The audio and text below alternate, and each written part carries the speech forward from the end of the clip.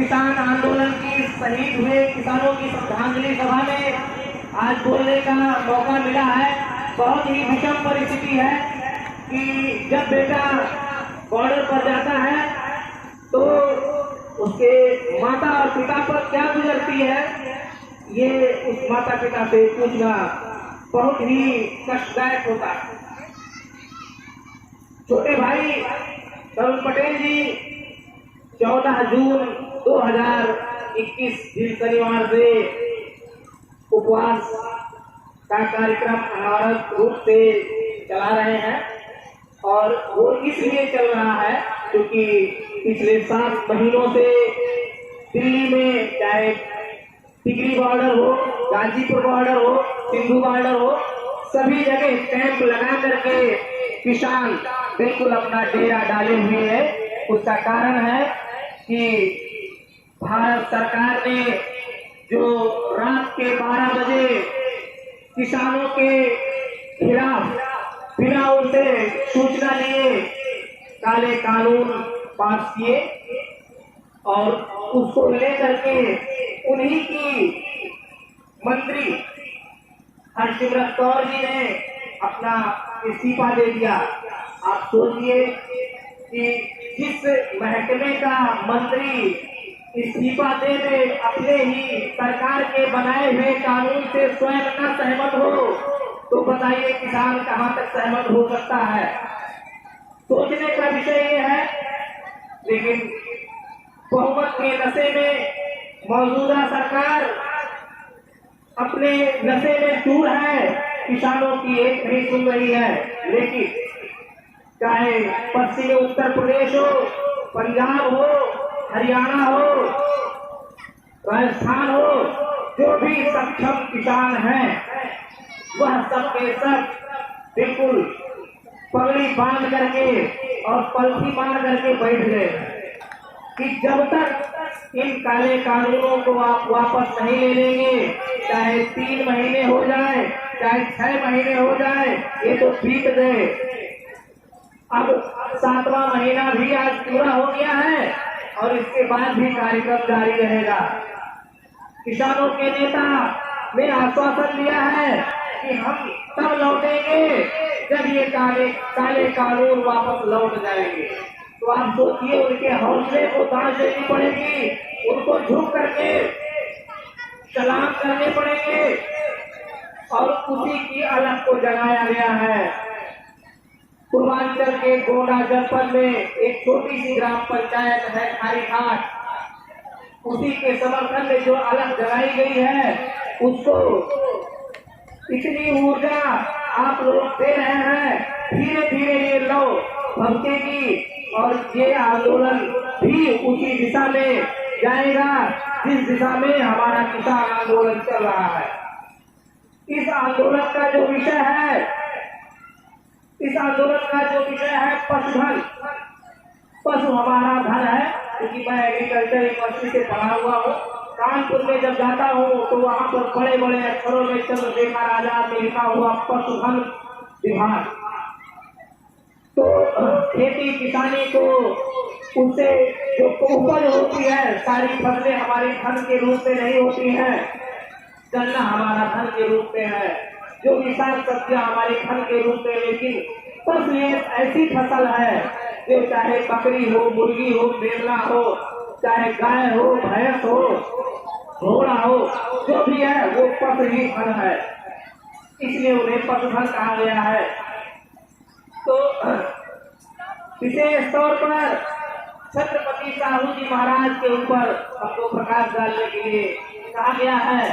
तो छत्रपति साहू जी महाराज कोल्हापुर से, नरेश से, और वो शख्सियत थे जिन्होंने आरक्षण को पहले अपने स्टेट में लागू करवाया। लागू करवाने के लिए उन्होंने अपने राज्य में जो घोड़े उनके अस्तबल में पड़े हुए थे उन घोड़ों का उदाहरण दिया।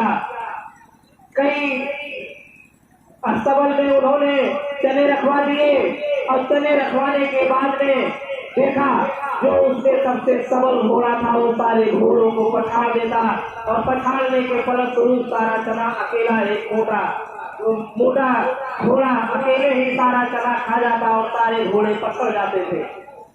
उसमें से कुछ घोड़े कमजोर हो गए, कुछ मरने के कगार पर हो गए।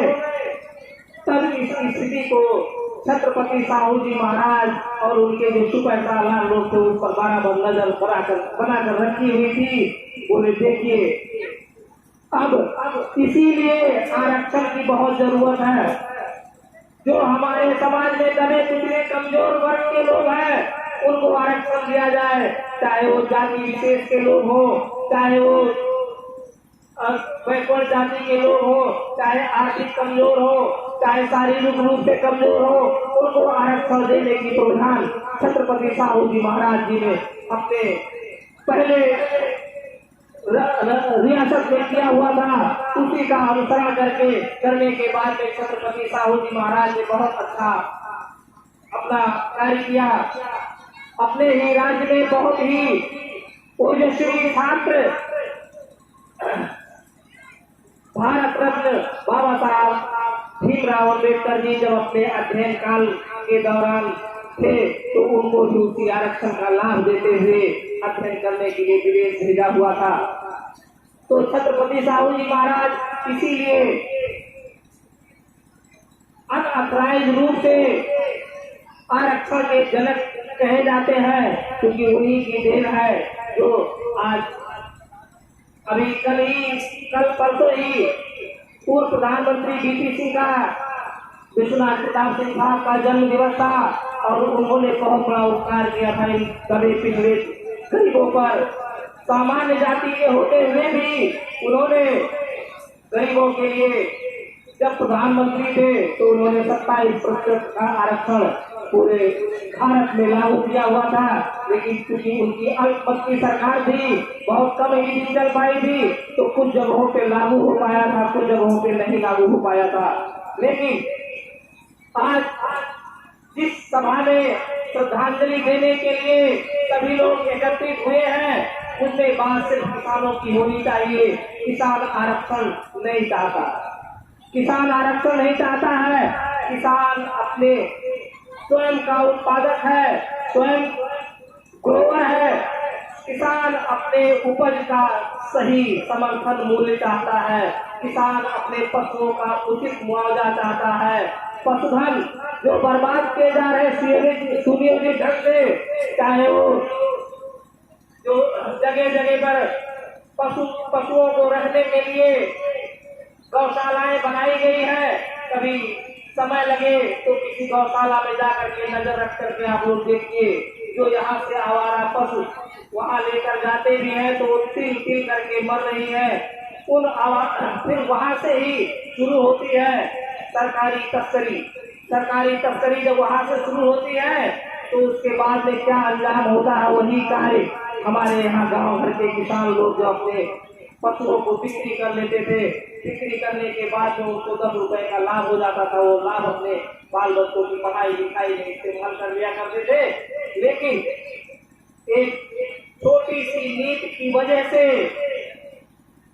किसानों का पशुधन बर्बाद हो गया। उसी नीति के तहत अब किसानों की फसलें बर्बाद होने वाली है। उसी नीति के तहत किसानों को अपने ही खेतों में मजदूर बनने पर मजबूर किया जाएगा, क्योंकि इसका लाभ सीधे देश के चुनिंदा उद्योगपतियों को मिलने वाला है।